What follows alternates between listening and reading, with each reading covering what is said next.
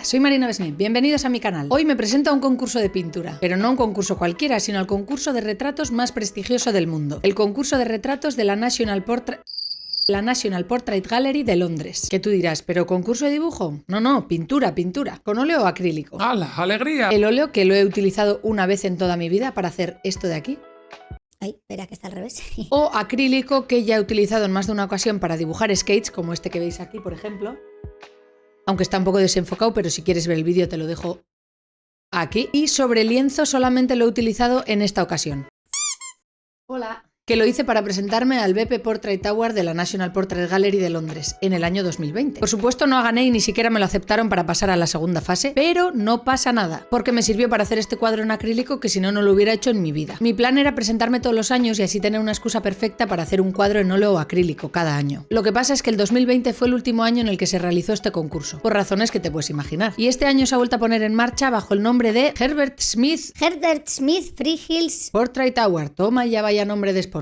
Antes era BP Portrait Award y ahora se llama, ¿cómo era? Herbert Smith Freehills Portrait Award. Yo me enteré la semana pasada de que habían vuelto a poner este concurso en marcha. ¿Y cuándo crees que se cierran las inscripciones? El 16 de enero. Y como ahora grabo todo lo que dibujo para poder traer un vídeo cada viernes al canal, suscríbete si no lo has hecho ya, tengo una semana escasa para preparar el segundo óleo de mi vida. ¿Óleo? ¿Pero por qué no lo haces con acrílico, alma de cántaro? Que al menos lo has utilizado un poco más. Pues porque me gusta meterme en estos jardines. ¿Qué le vamos a hacer? El lienzo en el que voy a trabajar es de 50 por 50, formato cuadrado porque he elegido esta foto como referencia. La sacó una amiga mía que hace unas fotos brutales. En cuanto vi que todavía tenía tiempo de presentarme al concurso, indagué un poquito en mi galería del móvil, pero no tengo ninguna foto decente. Al menos no para utilizar como referencia para un concurso de este tipo. Para encajar el dibujo utilizo la misma técnica de cuadrícula que uso habitualmente, pero como es un lienzo muy grande me cuesta un poquito encajar las proporciones. Empezamos bien. Puede que en lugar del colega Peter salga otra persona, pero no pasa nada, porque lo importante no es el parecido físico, sino lo que evoca la imagen, al menos a mi parecer. Realmente a este concurso se presenta gente con muchísimo nivel de pintura. De hecho, el primer premio son 35.000 libras, pero como no hay que enviar el cuadro por correo postal ni nada de eso, simplemente basta con mandar una foto en JPG y pagar 35 libras, pues me he animado a presentarme. La pintura que voy a utilizar es óleo de la marca Winsor & Newton miscibles en agua, es decir, que los puedes limpiar simplemente con agua, no necesitas ni aguarrás ni nada de eso para limpiarlos. Le doy una primera capa de ocre muy aguada, para darle un toque de color al lienzo y no tener que trabajar directamente sobre blanco. Una vez seca esta primera capa, le doy una capa de azul al fondo, esta vez sin mezclarlo con agua. Y lo primero que me doy cuenta es que es una pintura súper densa, que me voy a gastar el tubo entero de azul simplemente para hacer el fondo. Esto no augura nada bueno, ¿eh? Y que además no fluye con mucha facilidad la pintura. Preparo la paleta de colores y me doy cuenta de una cosa maravillosa, que no tengo pintura negra miscible en agua.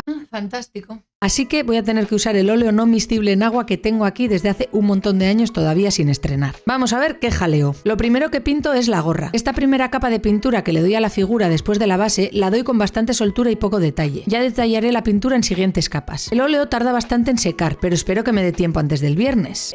Sí, por favor. Esto de que tarde tanto tiempo en secar también suele ser positivo para que las diferentes capas se entremezclen entre sí, pero un poco perjudicial cuando quieres hacer una capa de detalle sobre la capa ya previamente seca. Probar otros materiales para pintar no me resulta nada fácil, porque no sé cómo funciona, cómo se comporta, cuánto tarda en secar, cómo aplicarla, si se puede dibujar claro sobre oscuro o no, pero de alguna manera entiendo lo que habría que hacer para que quedara bien, aunque todavía no pueda hacerlo. Por eso pienso que me va a quedar bien porque ya tengo el dibujo en mi cabeza, pero al no tener ningún control sobre la técnica me frustro cuando no sale lo que tengo en mente. Dios, ¿por qué? Muchas veces me he preguntado qué es lo que hace que alguien sepa dibujar realismo. ¿Es cómo ve esa persona las cosas? ¿Es la mano o la conexión entre el cerebro y la mano? ¿Que la mano sea capaz de hacer exactamente lo que quiere el cerebro que haga? ¿Todo el mundo vemos las cosas de la misma forma? No sé, chica. Existe una forma diferente de ver las cosas cuando las quieres pintar o dibujar. Es una forma de mirar en la que no existe la lógica. Los objetos, paisajes o personas dejan de ser lo que son para convertirse en luces, colores y gradientes. La luz deja de ser luz para convertirse en un punto blanco o amarillo rodeado de gradientes más oscuros de naranja, rojo o el tono que sea. Y las distancias ya no son distancias, sino sombras. Al mundo se le escapa una dimensión y pasa a ser un mundo de dos dimensiones. Fíjate qué curioso, Ega. Intenta aprenderte un objeto de memoria. Creo que es un poco como aplicar la mirada de artista. De repente empiezas a fijarte en formas, líneas, luces y sombras que no habías visto hasta ahora. Pues así es como hay que mirar si quieres dibujar realismo. Luego viene ya el dominar la técnica que estés empleando. Puede que a algunos les cueste más que a otros, pero realmente si eres capaz de ver las cosas en dos dimensiones, es cuestión de tiempo que aprendas a plasmarlas en un papel. De tiempo e interés, por supuesto. peligroso, porque puede que te parezca un rollazo plasmar algo que ves en un papel, y por mucho que seas capaz de ver con mirada de artista, no vas a tener la paciencia suficiente de aprender a hacerlo cada vez mejor. No. Estoy disfrutando bastante de las pinceladas. Los colores se mezclan muy bien y es una gozada cómo interactúan los diferentes tonos. Ando un poco escasa de buenos pinceles para óleo, la verdad, porque uso los mismos pinceles para todo. Da igual que sea acuarela, gouache, acrílico u óleo. Seguro que a más de uno le parece una locura esto de compartir pinceles entre técnicas y no le falta razón, pero es que vamos a ver, el mundo del arte es muy caro y yo vengo de pintar con boli. ¿Qué quieres que te cuente? Ha llegado el temido momento de tener que utilizar el negro no miscible en agua. Por suerte se mezcla bien con los óleos miscibles, no huele tan mal y tiene una consistencia